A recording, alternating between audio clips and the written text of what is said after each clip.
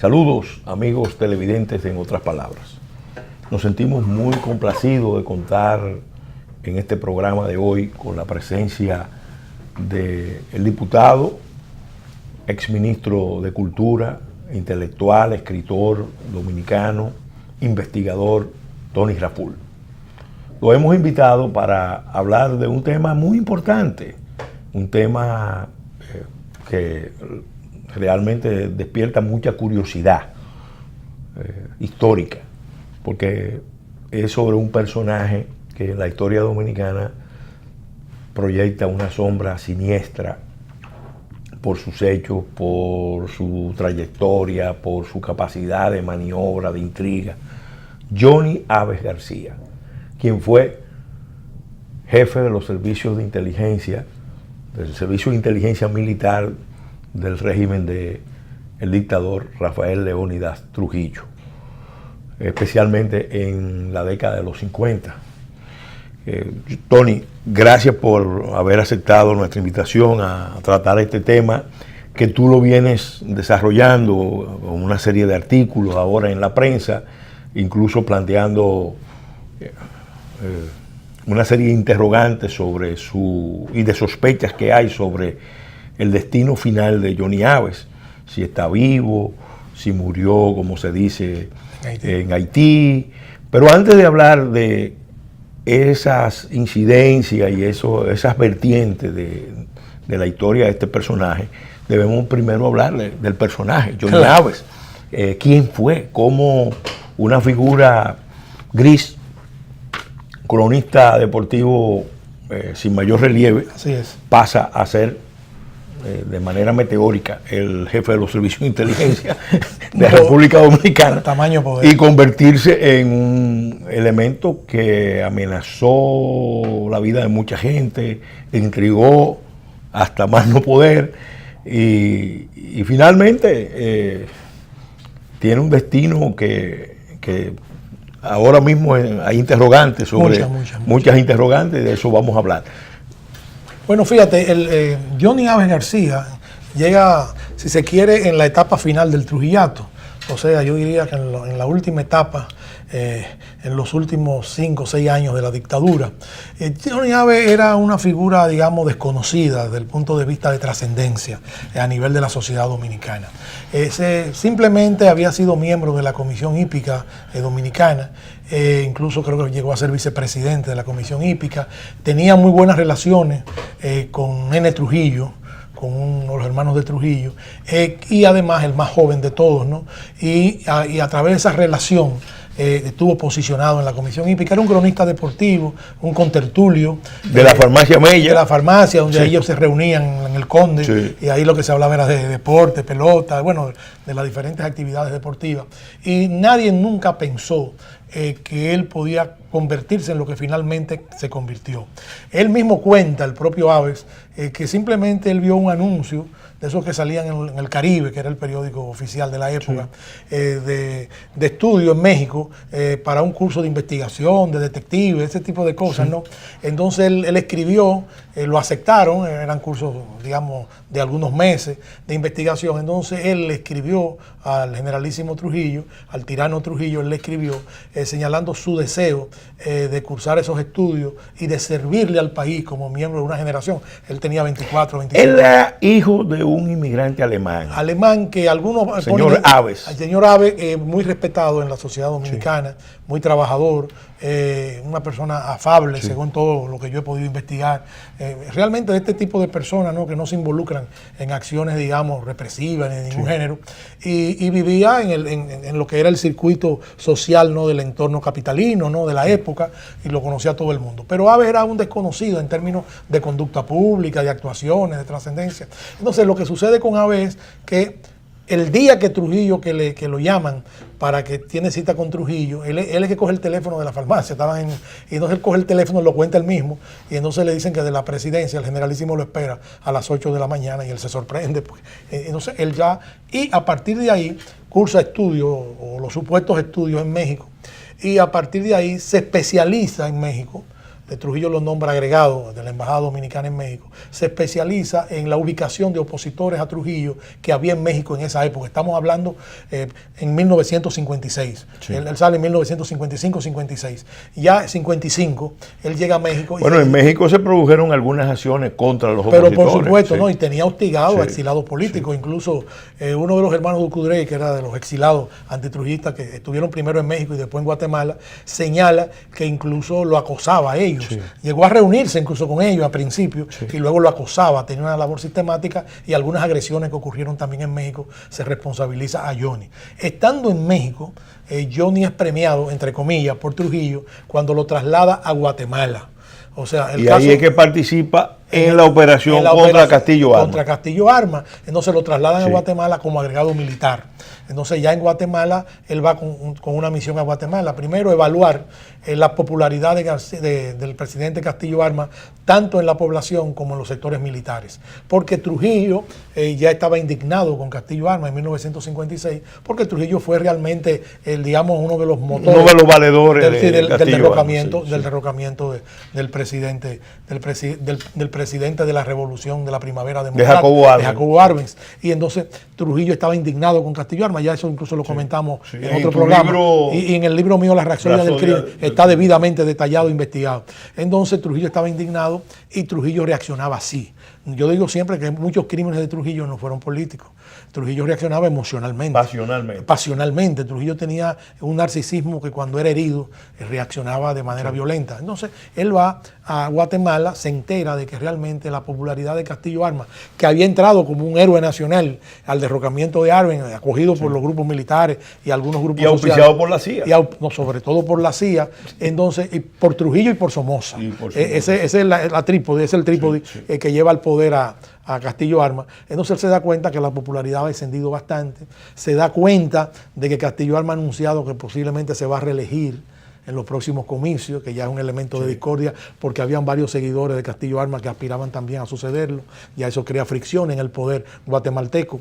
Entonces en esa situación él rinde los informes y se pone en contacto con un sector militar ya descontento, bien focalizado, que lo encabezaba Trinidad Oliva, el coronel Trinidad Oliva. Ese sector descontento de las Fuerzas Armadas de Guatemala tenía el control de la seguridad del gobierno.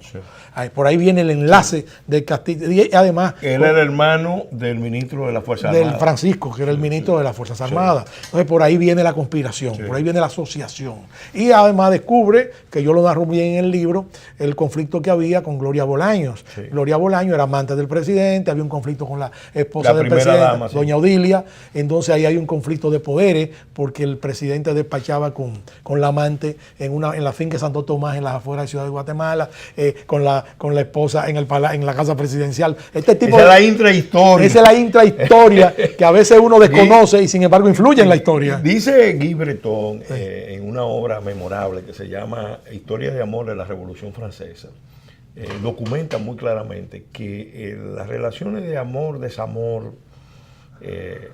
interpersonales han estado en la base de casi todos los grandes acontecimientos políticos. Así es. Más que la visión de intereses de Estado. Es que el ser humano tiene un cuerpo emocional y por lo general lo emocional prima.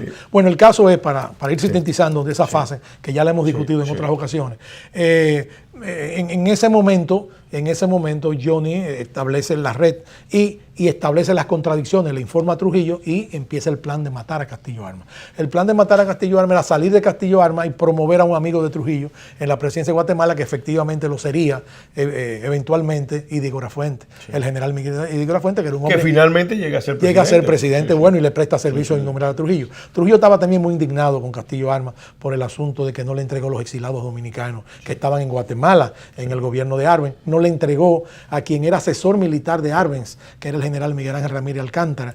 Todo este tipo de cosas, al contrario, lo apresa y lo libera. Y después el asunto de no tributarle a Trujillo un recibimiento como Trujillo se merecía para condecorarlo con la Orden del Quesal. Bueno, todo esto está bien resumido en el libro de investigación que yo hice. Bueno, luego del proceso de Guatemala, en la que Johnny tiene que salir a hurtadillas, se tiene que salir huyendo de Guatemala, porque aunque en principio no se identifica claramente la participación participación dominicana, apenas 2 meses después, por un hecho insólito que yo te lo achaco a la tesis del Cisne Negro, sí, se opera una denuncia del Azar, un moribundo que era empleado de Johnny, denuncia todo el aparataje, y por ahí viene la investigación, y el gobierno de Guatemala procede a condenar a República Dominicana con documentos, lo acusa directamente de haber dirigido el asesinato de Castillo Alma. Luego aquello el golpe final sepulta todo, y aquello cae en la inopia, y nadie habla de eso más, y aquello se muere, y lo que quedan son 5 hipótesis distintas, hasta que el libro mío,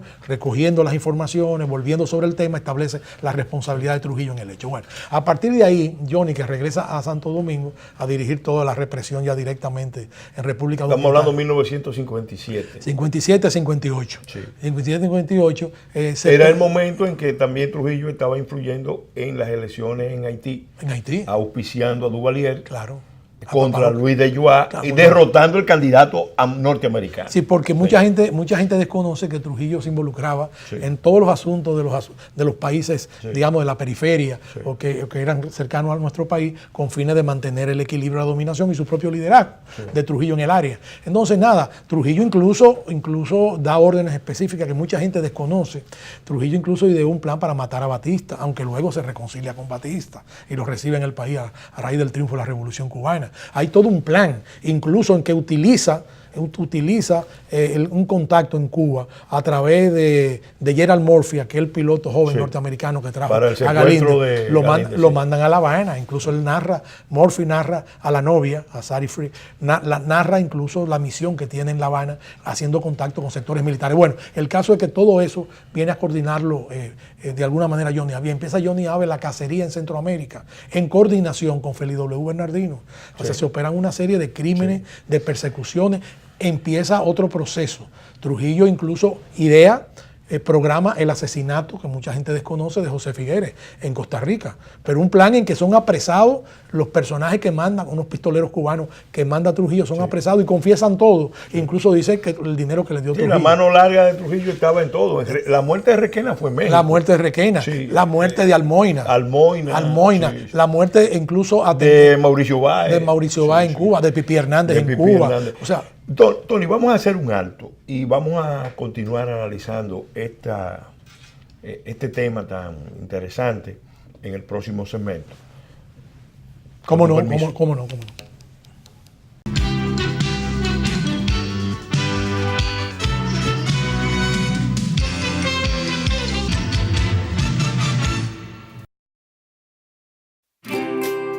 Querida Pao del futuro, cuando leas esta carta, espero que seas la mejor futbolista del universo.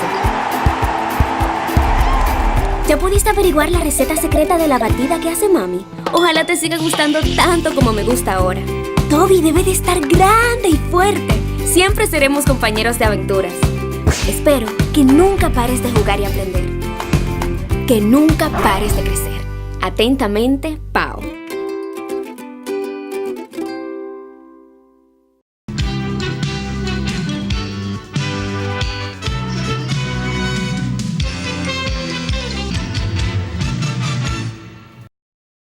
Continuando con el desarrollo de este programa, en otras palabras, dedicado a analizar el papel de esa figura siniestra de la historia dominicana en la postrimería del régimen de Trujillo, Johnny Abe García, jefe de los servicios de inteligencia, con Tony Raful, diputado al Parlacén, exministro de Cultura, investigador, intelectual, autor de una obra que... La Rapsodia del Crimen. La Rapsodia del Crimen, una de sus últimas obras, tratando este tema de la figura de Johnny Aves como uno de los elementos de esa trama contra el presidente Castillo Alma. En el segmento anterior hablábamos de cómo se inició Johnny Aves, en México, Guatemala. O sea que el hombre empezó a actuar esencialmente en el exterior, y luego entonces gana la confianza de Trujillo y viene a República Dominicana, donde dirige el aparato represivo contra los opositores de manera muy cruel y desempeña también funciones internacionales. Acuérdate que luego, años más tarde, dirige el atentado contra el presidente Rómulo Betancourt. Sí. Johnny es el que dirige el atentado contra el presidente Betancourt. Y entonces vienen una serie de hechos sucedáneos que vienen a confirmar el liderazgo, digamos, que fue represivo. en el 59. Sí, el liderazgo, el de Betancourt en el 60. En el 60, en octubre, 60. En junio del 60, el 24 de junio, el día de las mariposas de San Juan. Sí, sí. El caso es que en el caso de Johnny empieza a extender los tentáculos y cuando descubre luego el complot del movimiento clandestino 14 de junio, él es el sicario, él es el opresor de aquel movimiento, donde en una sola noche, mataron 28 jóvenes llamados los panfleteros de Santiago, que habían sido apresados porque había circulado un volante, un panfleto en la ciudad de Santiago, por eso los panfleteros, y habían puesto en un poste del servicio eléctrico, en términos despectivos, la figura de Trujillo, y lo mataron a los 28 jóvenes, de 18 a 22 años. ¿Fue una orden directa de Trujillo o era que la maquinaria montada automáticamente producía esos resultados? Mira, parece, lo que pasa en el caso, porque yo lo he investigado, en el caso de los panfleteros, parece que lo que se interpretó como la ofensa directa a la persona de Trujillo, porque realmente el expediente acusatorio se sintetiza en aquella frase que puso un joven de descendencia alemana que trabajaba en la estafeta de la Corporación de Electricidad en Santiago, que decía, que fue la frase que irrita a los servicios de inteligencia: Trujillo es un mierda.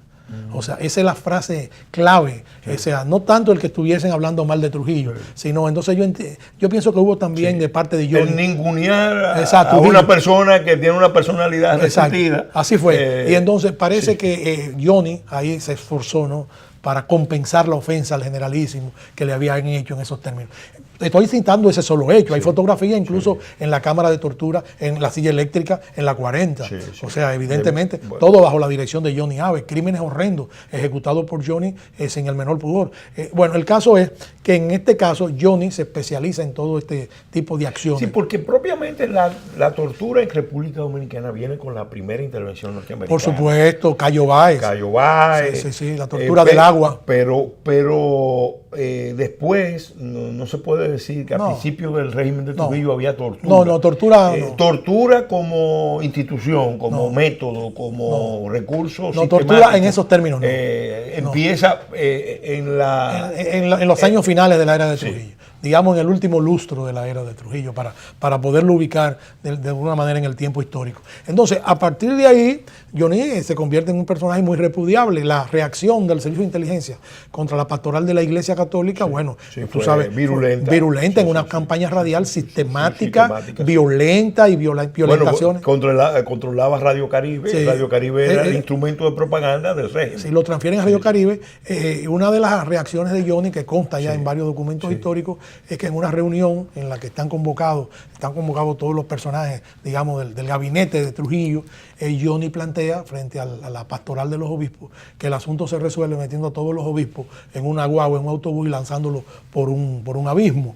Y el propio Trujillo se impresiona un poco con la afirmación de Johnny y le dice, según consta en algunos libros de historia, que no se puede tratar la cosa de esa manera, o sea, matar a todos los obispos al mismo tiempo, o sea, para que se defina hasta dónde era capaz de llegar Johnny. Sin embargo, hay un dato no suficientemente profundizado, lógicamente, pero está registrado en los papeles desclasificados norteamericanos.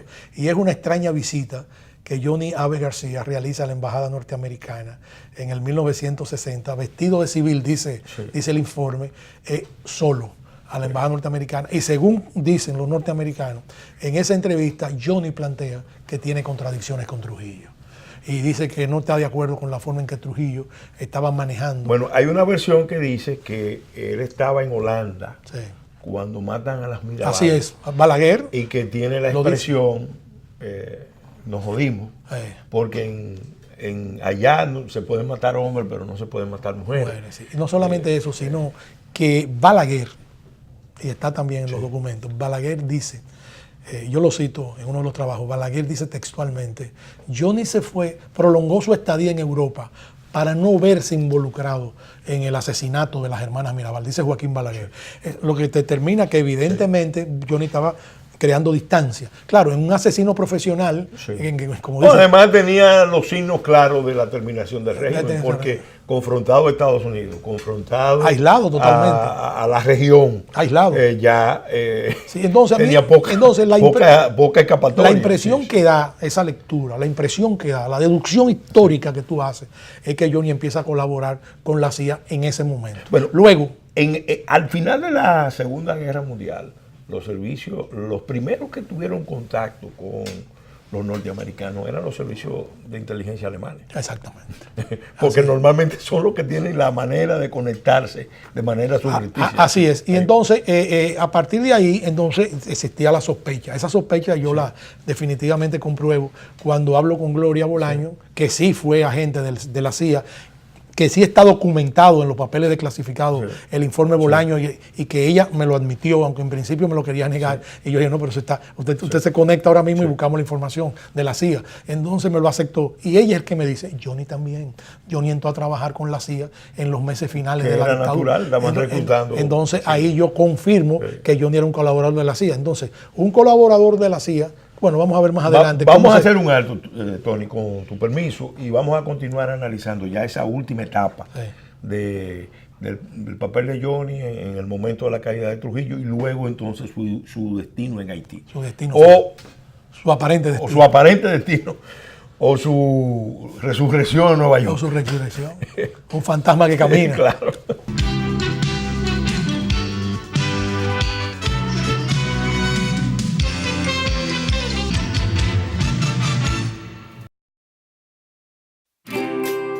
Querida Pao del futuro, cuando leas esta carta, espero que seas la mejor futbolista del universo.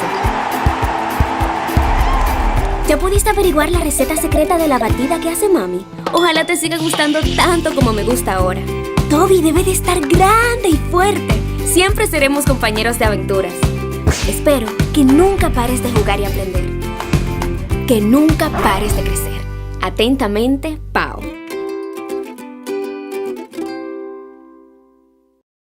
Avance energético, porque el cambio empieza con una mejor energía. Como parte de los avances del sector energético está el programa de rehabilitación de redes eléctricas, que inicia su segunda fase de optimización con una inversión de $358 millones de organismos internacionales. Más de 100 circuitos serán intervenidos a nivel nacional, dentro de los cuales 47 ya se están trabajando. Con esta iniciativa contribuimos directa y positivamente en la calidad de vida de más de 120,000 hogares y más de 453,000 beneficiados, logrando así un servicio eléctrico optimizado. CDEE, iluminando en el presente para el futuro del país.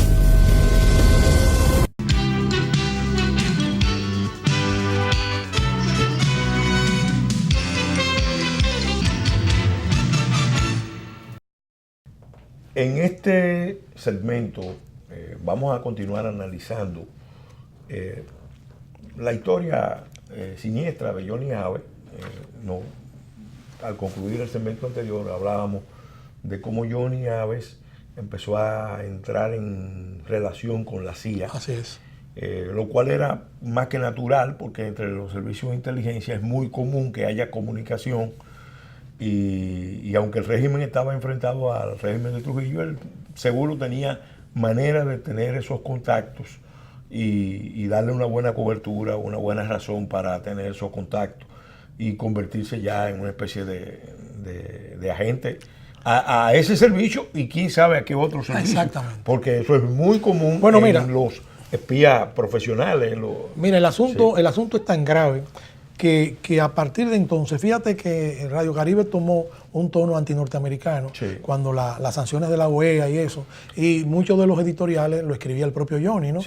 Con un tono antinorteamericano. Pero en el libro, Trujillo y yo, el tono del libro completo es pro norteamericano, y condenando al comunismo y condenando, incluso señalando que Cuba era un peligro. O sea, él no vuelve ahí a coquetear ni a tener... Pero el libro lo escribe después de muerto Trujillo. Lo escribe después de muerto Sí, Trujillo. claro, sí. O sea, fíjate, pero Se él, alineó. o sea, que estaba bien alineado. Él no reivindica aquellos editoriales de Radio Caribe. Ahí toma definitivamente una posición clara a favor de Estados Unidos, e incluso alerta de que el país podía caer en manos del comunismo, la República Dominicana. Entonces, en ese proceso, la figura de Johnny se va a convertir en un misterio. Primero sale del país nombrado en Japón por Ramfi Balaguer. Pero no llega a Japón. No llega a Japón. Hay quienes dicen que llegó una semana y se retira. Es un misterio. No ejerce propiamente la función de cónsul, que fue de cónsul o de agregado, que fue para la cual se le nombró en Japón, y desaparece la figura de Johnny. Johnny no sacó dinero de la República Dominicana. Johnny sale con $10,000 en un maletín, en una fotografía por el aeropuerto de Punta Caucedo.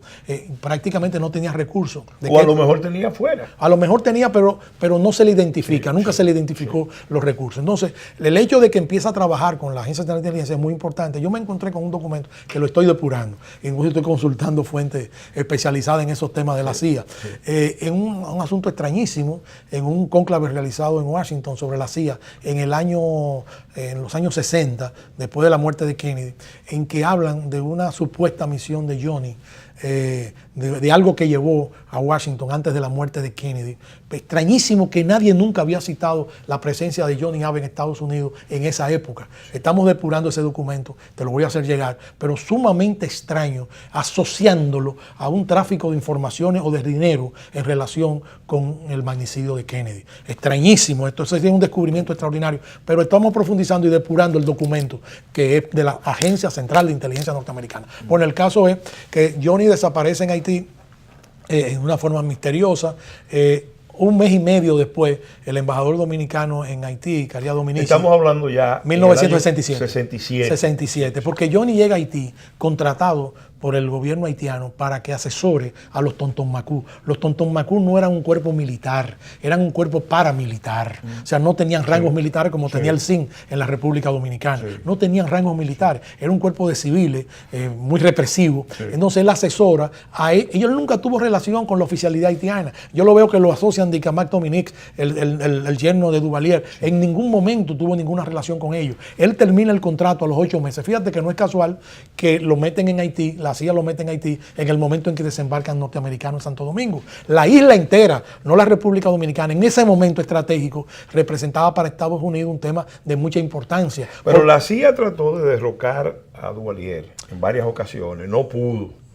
En algunos de esos momentos, incluso aquí mismo, la matanza de Palmasola fue precedida de la versión de que en Haití había una concentración de trujillistas. Ya estaba Johnny Abe ya en fue la administración Kennedy, fue la que manejó ese asunto, no tanto la CIA, fue la administración Kennedy. Acuérdate que había contradicciones en el poder norteamericano entre la administración Kennedy. Fíjate que la otra administración... Ahora que tú dices sobre Kennedy, recuerda que Duvalier se jactaba de que él fue el responsable de la muerte de Kennedy. Sí, bueno, pero eso eran, para decirlo en términos más... Bueno, pero Val, tú mencionas que Johnny Abe en esa etapa estaba...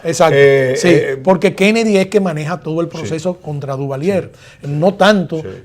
En Estados Unidos hay un equilibrio de poderes y uno de los poderes realmente no coincidía con el poder presidencial, que eso varía después de la muerte de Kennedy. El magnicidio de Kennedy está rodeado de misterios también, ¿no? Y hay muchas versiones. Yo creo que ya hay muchas luces.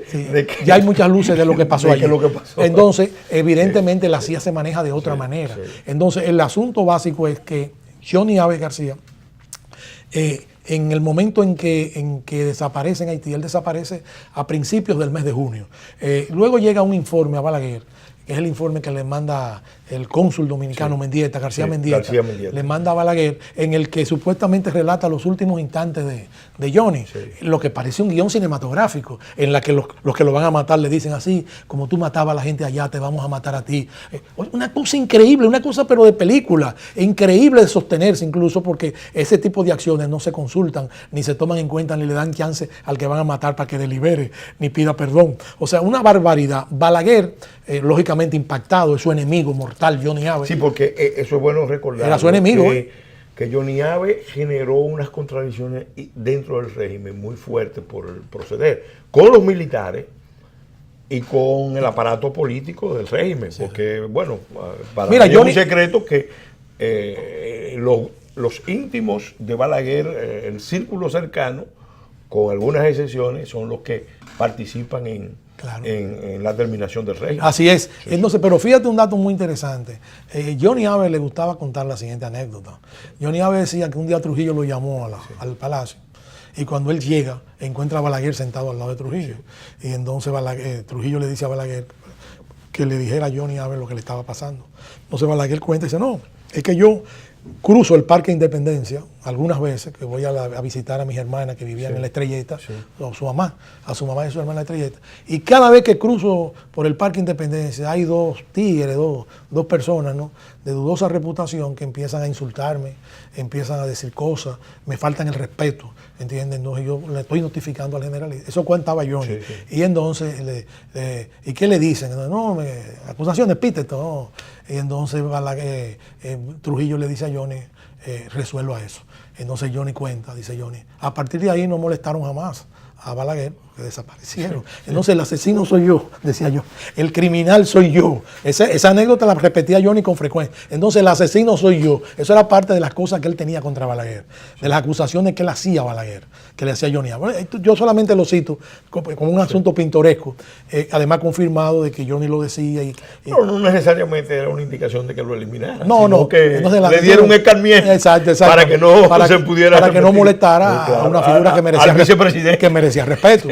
Sí, bueno, el caso es que en ese momento el informe de Balaguer contiene muchas inexactitudes. El informe de García Mendieta. De García Mendieta, Carlos García Mendieta, alias Carlita, le decía. Entonces, en ese informe... No, Carlita era la mamá.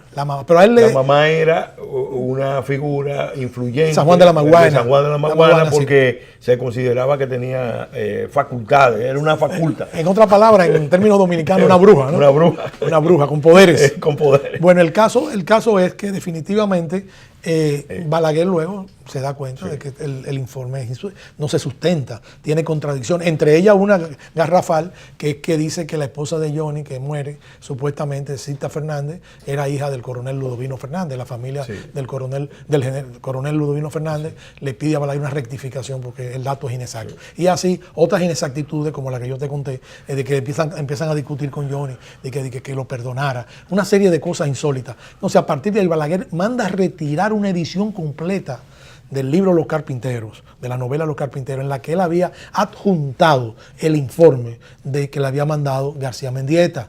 A partir de ahí, Balaguer no habla jamás de la supuesta muerte de Johnny Abe. Incluso escribe memorias y no menciona, habla mal de Johnny, por supuesto, pero no menciona la muerte de Abe. O sea, no vuelve a asumir el dato. La tesis, porque eso fue en el 84, 85, y Balaguer después escribió varios textos. Bueno, los que conocen cómo operan los servicios de inteligencia en el mundo saben que es una técnica muy conocida, que personas que de alguna manera han hecho servicio, han prestado servicio y tienen mucha información, muchas veces adquieren otras identidades y aparecen. No solamente eso. Yo cito, lo protegen de esa manera. Hay un manual de la CIA que trasciende esas cosas que se reproducen después al margen, que dice que cuando hay un programa de doble identidad o de cambio de identidad, de protección, y dice que la persona que por su servicio, que colabora, dice a sí mismo, está condenado a vivir con esa identidad hasta el último de sus días. Dice, no puede reasumir la identidad perdida. Esa es su identidad. Dice, pero lo establecen de manera clara y lo protegen. Claro, estamos hablando de que Johnny tiene 94 años. O sea, estamos hablando de un anciano. Y de un anciano entonces el informe de la posible existencia, digamos en Nueva York ahora, de Johnny, porque de lo que yo no tengo duda es de que no murió en Haití. Pero de la posible existencia de Johnny a mí me llega también por azar. O sea... otras informaciones. Eso lo vamos a analizar en el segmento final de este programa. ¿Cómo no?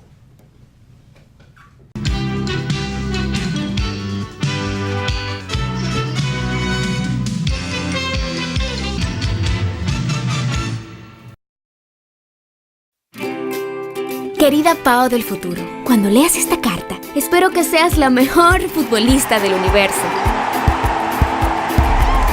¿Ya pudiste averiguar la receta secreta de la batida que hace mami? Ojalá te siga gustando tanto como me gusta ahora. Toby debe de estar grande y fuerte. Siempre seremos compañeros de aventuras. Espero que nunca pares de jugar y aprender. Que nunca pares de crecer. Atentamente, Pao.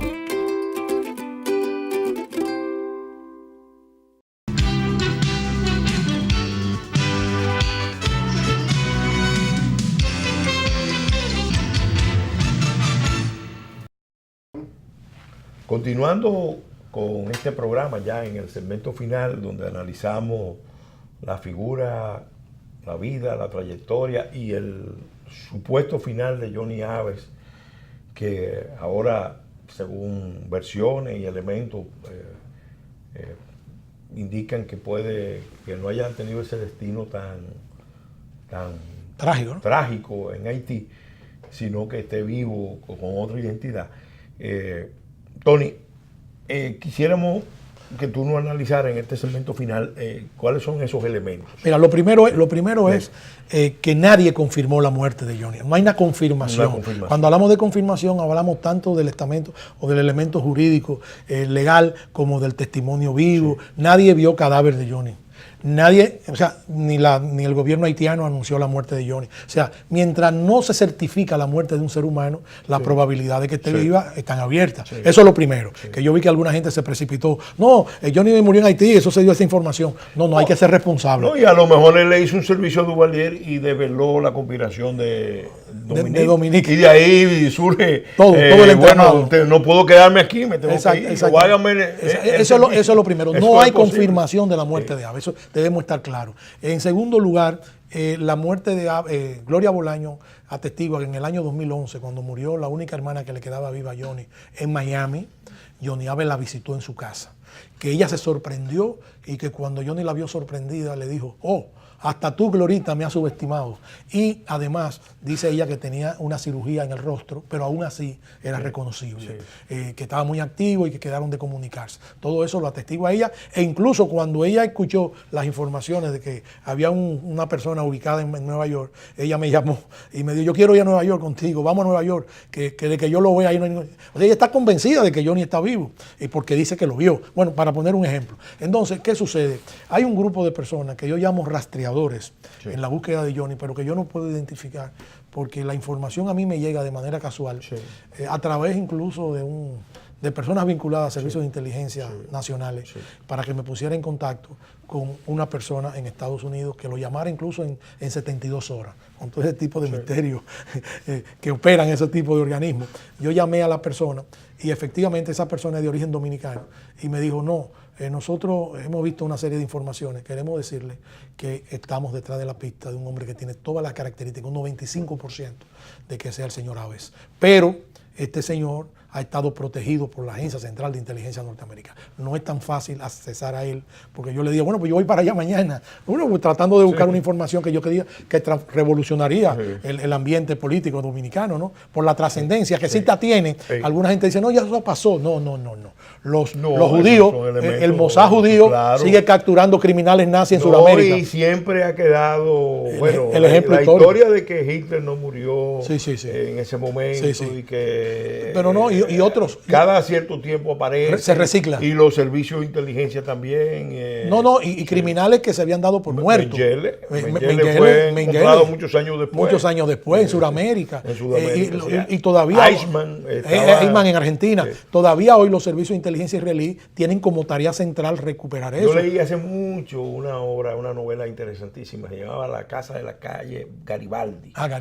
Que ahí fue que lo ubicaron. Que es una novela de Herzl, hablando porque fue de los que participó en la operación, y él relata cómo fue que se montó todo, y era una persona que tenía muchos años, con una doble identidad. No, burló todo lo porque es parte de la naturaleza de los servicios de inteligencia. Claro, eso lo hacen con frecuencia. Entonces, lo importante es que se está en ese proceso. Yo le he pedido a la gente con la que yo he tenido contacto, porque yo no estoy participando, yo no pertenezco a ningún servicio de inteligencia, ni tengo nada que ver. Yo simplemente soy un amante de la historia y me interesa desde el punto de vista de la reparación histórica, porque aquí hay gente hablando de que se necesita un Trujillo, ¿entiendes? Entonces, ese tipo de cosas es producto o de la deficiencia de la educación sobre el tema histórico o del olvido. Yo creo que eso último obedece también a a una serie de factores, pero hay uno que no podemos descuidar. Hay sectores que están levantando la imagen de Trujillo, entre otras cosas, porque le interesa que las posiciones nacionales estén asociadas a Trujillo y no a Duarte. Y yo tengo esa tesis y tengo muchos elementos para fundarla, porque República Dominicana tiene menos defensa, mucho menos defensa, ninguna defensa frente a los problemas que tenemos con Haití, si la imagen que se levanta es Trujillo. Y por eso hay mucho interés de levantar. Aparentemente es una reacción nacionalista y no es así. Y no es así.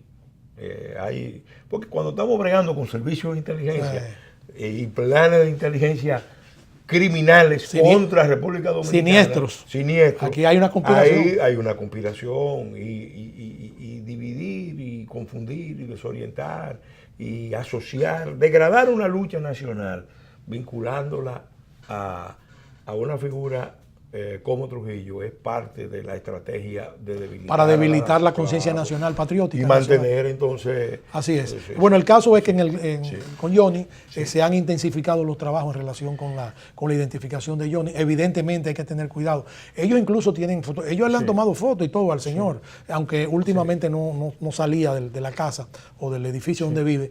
Pero yo les dije incluso que me la enviaran, porque pues me la envían y yo una vez la publico, para que la gente identifique y compare, aunque debe tener lógicamente variaciones, cambios sustanciales. ¿Sabe que después de la caída de la dictadura de Trujillo y después de la revolución, pero sobre todo después de la caída de la dictadura de Trujillo, muchos de los agentes represivos se fueron a vivir a Estados Unidos? Sí, claro. Sí, incluso de los que mataron a las hermanas Mirabal, murieron allá. El destino fue Estados Unidos. Murieron allá. Lo que significa que la política americana fue acoger toda esta gente. Exacto, no fue limitativa, correcto. Incluso al mismo Trujillo, bueno recordar que el presidente Eisenhower le propuso una finca enorme en Texas. Para que podía llevar hasta su ganado y todo. O sea que la idea es flexible, de que Estados Unidos fuera el país receptor, el amparo de todos los cuerpos, porque no nos olvidemos que la política americana fue que Trujillo era un hijo de la gran puta, pero era nuestro hijo de la gran puta. O sea que de alguna manera asumieron a Trujillo y a toda su gente que le sirvió por yo lo que pienso que en la medida en que se puedan aportar pruebas, acumular un expediente más concreto, hay que pedirle al gobierno dominicano que se dirija a las autoridades norteamericanas y que pida la extradición si se confirma, de Johnny Aves García a la República Dominicana. Sería un acontecimiento histórico de repercusión internacional muy importante. Lógicamente, todos los indicios hasta este momento indican que Johnny está vivo. Tony, algunas instituciones han planteado aquí en el país la conveniencia de una comisión de la verdad para analizar los crímenes de la era de Trujillo. Claro. Yo particularmente planteé hace mucho la conveniencia en el prólogo de la obra del general Altuna. Planteé la conveniencia de que se formara una comisión de la verdad para analizar el episodio del 37, para determinar realmente... Poner claro eso. Poner claro, porque eso todavía es algo que... Confuso. Hay muchas incluso la forma en que la manejó Trujillo también. La forma, sí, porque él también sobrepotenció eso para demostrar su peligrosidad y su carácter totalitario. O sea, genocida, capaz de cualquier cosa. Los muertos eran los haitianos, pero el miedo también lo tenían los dominicanos. Y como yo le he dicho a alguna gente, mató más dominicanos que haitianos, con creces. Así es. Entonces, así es. Y ese es un elemento importante que se podría investigar. ¿Qué tú piensas como investigador, como estudioso, que podía hacerse realmente para formar una comisión de la verdad? Sí, yo creo que sí. Fíjate, porque sobre el hecho se han dado cifras astronómicas que no se corresponderían con la verdad de los sucesos en el 1937. Entonces eso hay que situarlo realmente en su momento, hacer una investigación, hacer excavaciones, porque tienen que aparecer. Sí, una cantidad de... Bueno, el Pidio Ortega hizo excavaciones en toda la línea noroeste y no encontró. Sí, y es un paleontólogo y arqueólogo dominicano. Pero además a Trujillo, como tú dices, le interesaba mucho aumentar la cifra. Incluso tuvo que pagar por cabeza de haitianos y dio una imagen incluso de exterminador tipo Hitler en esos términos, porque esa imagen se correspondía con el poder que él quería demostrar. Era la época. Era la época. Estábamos hablando de los pogroms en Rusia. Terrible, de los crímenes más horrendos. De los nazis en los campos de refugiados y los campos las grandes matanzas, los grandes exterminios. Sí. Entonces es posible, entonces eso hay que reconsiderarlo y a la luz de una comisión que investigue profundamente con imparcialidad, con objetividad ese proceso, vamos recomponiendo la historia dominicana y situando cada hecho. Es porque aquí hay peligros, claro que hay peligros que se ciernen sobre la nación dominicana.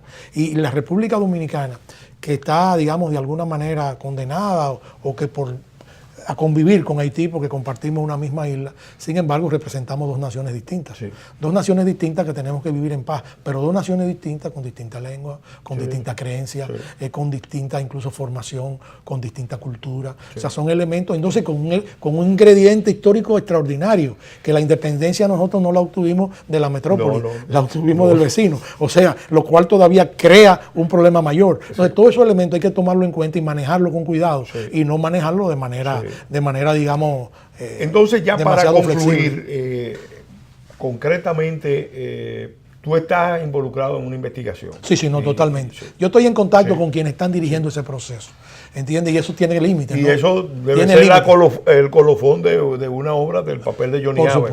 Por supuesto. Esa obra, pero esta obra tiene que venir con datos concluyentes. Lo que no se puede especular. Tiene que con datos concluyentes. Hasta ahora los indicios son bien importantes. Sí, llama la atención de que la familia tampoco apareció, los hijos no aparecieron. No.